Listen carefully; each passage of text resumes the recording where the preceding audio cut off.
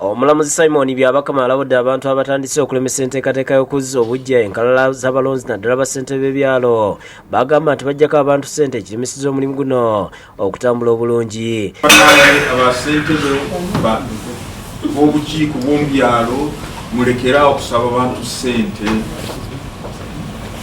Eno kaweefube okuwandika abalonzi kikolwa kya bwereere, muleme kutaataaganya eddembe ly'abantu. Byabakama agambye nti mu kaweefube okwongera okumanyisa abantu ku ddembe lyabwe ery'okulonda bategese olukungaana okuva nga 4 okutuuka nga 5 Munyonyo bagenda okubangulira abantu ku nsonga z'okulonda. Akkaatiriza nti ku lunaku lw'okulonda abalina endagamuntu bokka si be bagenda okulonda, ng'omuntu alina okuba ng'ali ku lukalala lw'abalonzi. Olunaku luli lw'okulonda, olutuuka ku kulonda etteeka litugamba nti omuntu aturizibwa kulonda oyo yekka ali mu regisita wali mu lukalala lw'abalonzi. Nolwekyo bw'obeera national identity card ekyo tekikumala, olina ate okukakasa nti oli mulonzi.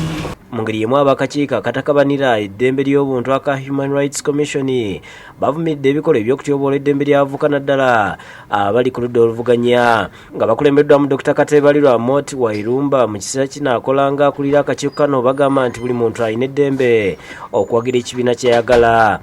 Constitution ya Uganda, ssemateeka wa Uganda n'amateeka ga Uganda tegakkiriza kulinnyirira ddembe ly'omuntu oba muvubuka oba ani. Okwogera bino babadde mu lukungaana lw'abannamawulire lwe batuuziza mu Kampala basinzidde ne balabula abavubuka okwewala okukozesebwa bannabyabufuzi abeera beenoonyeza ebyabwe n'okusinga okubakozesa ebyo byonna ebimenya amateeka ng'okwekalakaasa mu kasuka amayinja.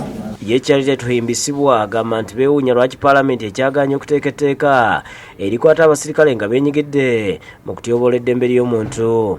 Naye kye tuzze tulaba Paalamenti yagaanye okugazeetinga eri etteeka okulifuula etteeka erijja mu full force okukola. Josephine Lunkuse ne Shamshad Nalujja bakisakidde eggulu lino ku Bukedde TV.